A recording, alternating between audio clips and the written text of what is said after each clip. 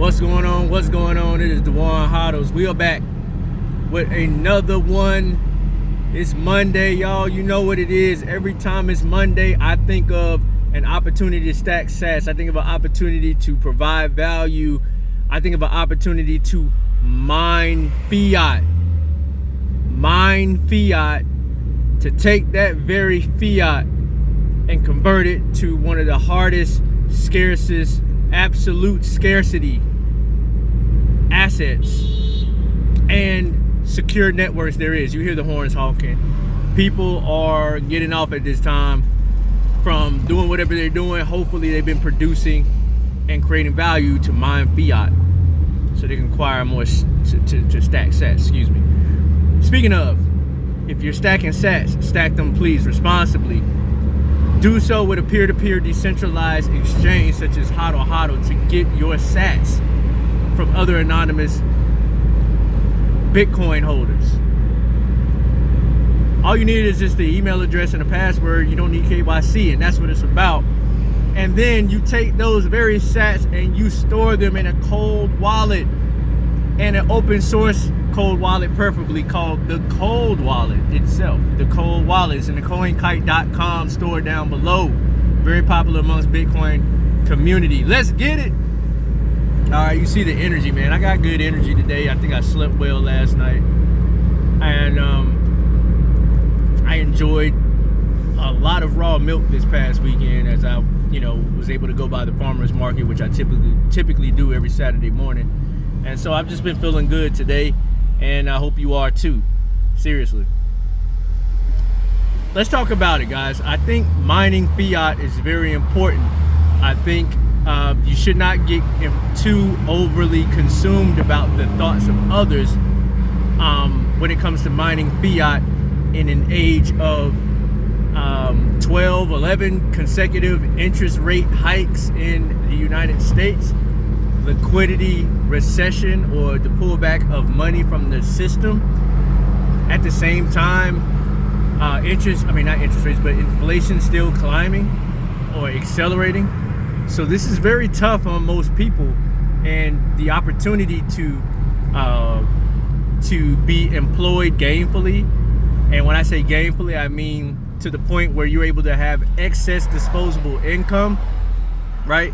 Being your own personal economist when it comes to your finances, it's becoming more and more difficult, but more and more challenging with the prices of consumer goods rising, services rising, debt at all-time highs, and all these other things. So mining fiat in order to have the privilege and the opportunity to convert it into a absolute scarce asset is, I think, a luxury right now, and it is a sign of responsibility that you have toward not only towards your future financial profile, but to your children and to your successors from your bloodline, because Bitcoin is in itself something that can store. It's been created to store value. It's been created to store wealth. It's been created to be a hedge against monetary debasement. Full stop. When we look at countries, let's break it down on a country level that have adopted Bitcoin. Mainly the one that's truly adopted Bitcoin is El Salvador. And I was very blessed and privileged to go to El Salvador twice. 2 visits. One for a conference, one for a personal visit after the conference, because I liked it so much. Even connected with a beautiful El Salvadoran princess there, in my own words, and just enjoyed El Salvador, bringing in the new year to 2023. That's how I brought it in. And understanding that El Salvador has utilized Bitcoin as a option for as a currency, right? As a currency of choice. They're able to use it as a means of transaction. as an option to the US dollar. I think El Salvador is in tremendous shape financially as a country. As from what I understand, El Salvador's bonds, right? Their bonds, which really tells you which is debt that's been issued by a country. Their bonds have been bought up. People are buying their bonds, basically investing into the country for a return, because they really foresee this president and what he's doing policy-wise. This president has done a tremendous job of cleaning up the country, first by removing the crime. When I was there, I felt very comfortable. So the crime is removed. That creates an environment for business, for commerce, for entrepreneurship, you know, for companies to probably want to base their headquarters there. So that just giving the economy a chance, right? And then the amount of money that was saved by small businesses, small pupusa sellers, small store owners there in the country, that also gave their, believe it or not, their GDP a boost.